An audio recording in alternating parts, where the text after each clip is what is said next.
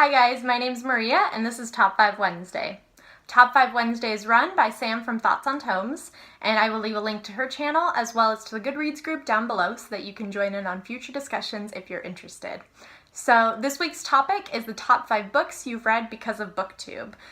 I will start this video off by saying that most of the books I currently read are inspired by BookTubers because I found that that's my favorite place to get book recommendations, as I'm sure most of you will agree. But the ones that I'm going to mention are the ones that I was inspired to pick up right as I was starting to get into BookTube. Alright, let's get into it. So first up, I've got an honorable mention. This one was inspired not quite by a BookTube channel, but by a YouTube channel. Oprah runs a book club on YouTube, and she inspired me to pick up Love Warrior by Glennon Doyle Melton. This is a memoir in which Glennon talks about her experiences dealing with addiction, with parenting and the struggles of that, and also just her experiences being a woman and her self-image and things like that. It was honestly such a moving, emotional read for me because of how raw and honest this book was. I was so touched by it in a way that I didn't really expect to be, and it just spoke to me in so many ways that I find it honestly hard to articulate. I was very deeply inspired by this book and absolutely loved it. So coming in at number 5, I have The Remnant Chronicles by Mary E. Pearson, book 1 of which is The Kiss of Deception. This was a book series that I was actually inspired to pick up because of Sam from Thoughts on Tomes, which is kind of cool. She raved about it on her channel, and when I heard about the premise, I was just immediately drawn in and couldn't wait to pick it up. This book starts off with a princess who has run away right before an arranged marriage because she cannot go through with it, and she is pursued by 2 men, one of whom is an assassin sent after her, and one of whom is the prince that she jilted on the altar. And you get 3 perspectives. You get her and then 2 guys, but you do not know which is the prince and which is the assassin. And it is incredibly interesting. There's a plot that also starts up with magic and a bigger fantastical world, and I just loved every minute of this trilogy. It was beautiful. It also has a really cool take on the love triangle trope, which I usually hate. I usually hate love triangles, so it was really refreshing to see this different take on it in which the character does choose and chooses fairly quickly on and then doesn't really waver from that decision, and that was just really refreshing to see. Coming in at number 4, I have A Court of Thorns and Roses trilogy by Sarah J. Maas. This was one that I was inspired to pick up not because of the summary, but because of the timing of it. So this book is about a girl who shoots a wolf in the woods, and the next thing she knows, a beast-like creature has shown up at her door and is demanding that she come with him to a fairyland as retribution for killing the wolf. And the story unravels from there. It's kind of a Beauty and the Beast retelling, but it does diverge from that at some point. I chose to pick this book up at the time that I did because there were only about 2 weeks left until the 3rd book was coming out, and I really wanted to be part of the hype and enthusiasm that comes with a book release, especially one that is as big of a trilogy as this one.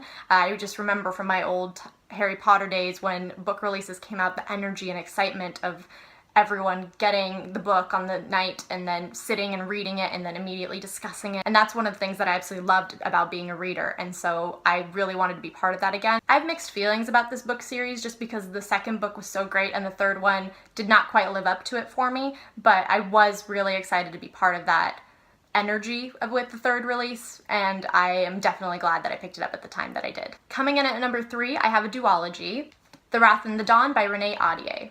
This one starts with a kingdom in which the boy king weds a new girl every night, and every morning she wakes up dead. When our female protagonist's best friend is taken as one of his wives and killed, she decides to be his next wife and to kill him and take retribution for all of the deaths and for her best friend's death. It is a beautiful story with beautiful writing, as everyone had told me it would be, and I am so glad I picked it up. It wasn't one that I probably would have had on my radar if not for BookTube, but I saw this one mentioned so often and saw it in so many photos that I was inspired to pick it up, and I'm so glad I did. It was just such a moving, emotional story, and like I said, the writing was gorgeous. So beautiful. Coming in at number 2, we have one of my absolute favorite series, and that is the Lunar Chronicles series by Marissa Meyer, book 1 of which is Cinder. Each of the books is a fairy tale retelling, but in a science fiction fantasy world, and the first one starts with Cinder, who is part cyborg and lives in Beijing. So I love fantasy, as I'm sure you can tell from the other books I've mentioned in this video already, but I'm not the biggest fan as far as science fiction goes. I'm not the biggest fan of space or robots unless it's Doctor Who, so I was a little bit hesitant to pick up this book series, and boy was I wrong. This is one of the best book series I've ever read. I love it so, so much. Every single character is stuck with me, the friendships that they have, the romances that are in the series. This book series is not super heavy on science fiction, so it was a great start for someone like me who is a little hesitant about that, and I'm so glad I picked it up. It will be one that I'll be rereading and thinking about for years to come, I'm sure. Highly, highly, highly recommend.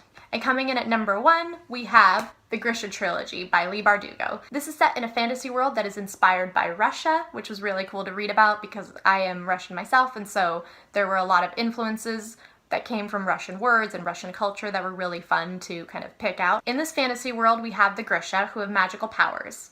Our female protagonist, Alina, who we started this book off with, is in the army with her best friend Mal. They were orphans and they're all each other has. And then Alina finds out that she actually is a Grisha with magical powers that she did not know she had, and the story unravels from there. It is a beautiful story with a wonderful magical world and tons of excitement and adventures and great characters and a wonderful villain, and I loved every second of reading it. I read the first book in a day, and then the second day I actually had to work at an event, and I just remember bringing the book with me, and every second I had during that lunch break, I would sit down and I would not talk to anyone because I needed to finish this second book, and I just needed to know what would happen, and I was just so enthralled with this world and the characters, and I just loved it so much. I read it back in January, but I'm already excited to reread it. So those were the top 5 books that BookTube inspired me to pick up.